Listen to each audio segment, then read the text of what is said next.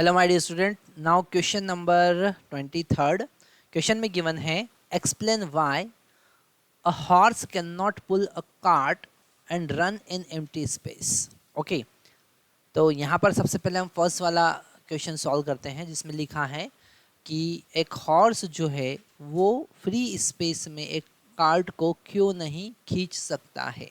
Okay, तो यहाँ पर अगर हम फ्री जैसे ग्राउंड पर किसी पर्सन को या हॉर्स को चलना है तो उसके जो फुट हैं, है ना, वो पीछे की तरफ एक्शन फोर्स अप्लाई करते हैं। ओके, और सरफेस जो है उस पर्सन पर या उस हॉर्स पर आगे की तरफ फ्रिक्शन फोर्स अप्लाई करता है। And due to this friction force, okay, due to friction force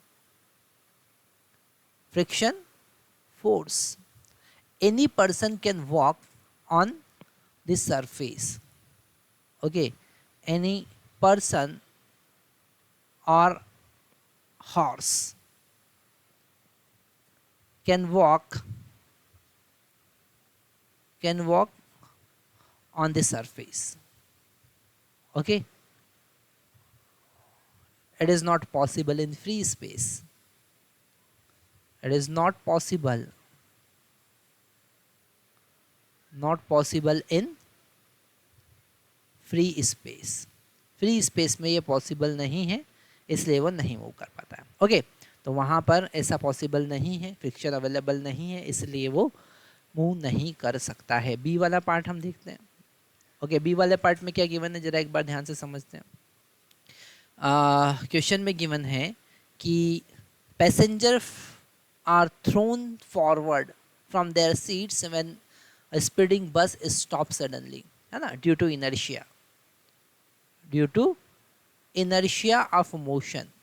हमको पता है ये कॉन्सेप्ट, तो इनर्शिया ऑफ मोशन के इनर्शिया के कारण, है ना, वो आगे की तरफ गिर जाते हैं, है ना। उनका लोअर पोर्शन जो है वो तो कांटेक्ट में रहता है तो वो तो रुक जाएगा, पर अपर पोर्शन कांटेक्ट में नहीं रहता है, इसलिए वो अपनी वेलोसिटी ज़ीरो नहीं कर पाता है ना, और वो आगे की तरफ गिर जाते हैं। तो ये जो एग्जाम्पल है वो इनर्शिया का एग्जाम्पल है, इनर्शिया ऑफ मोशन का एग्जाम्पल है। आगे देखते हैं सी पार्ट, है ना। सी पार्ट क्या कह रहा है? सी पार्ट कह रहा है it is easier to pull than push, है ना। ये तो इसका डेरिवेशन हमने आपको डिस्क्रिप्शन में लिंक मिलेगा, उसका पूरा डेरिवेशन है। यहाँ पर अगर हम पुश की बात करें तो जो नॉर्मल रिएक्शन है, ठीक है, नॉर्मल रिएक्शन जो है वो mg plus F sine theta होगा, और यहाँ पर फ्रिक्शन फोर्स ज़्यादा होगा।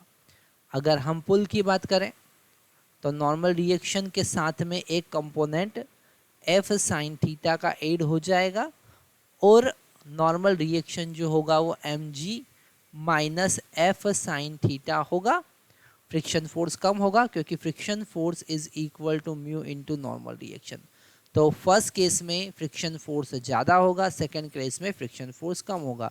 तो friction force in pull is greater than friction force in push. That's why, okay, we are not able, this push is not easier than pull. Okay, pull is easier than push. D वाला part हम देखते हैं। D वाले part में क्या कह रहे हैं? A cricketer move his hand backward while holding a cage. Okay, तो ये है इम्पल्स का कॉन्सेप्ट। किसका कॉन्सेप्ट है? इम्पल्स का कॉन्सेप्ट है। इम्पल्स क्या होता है? I is equal to force into displace time.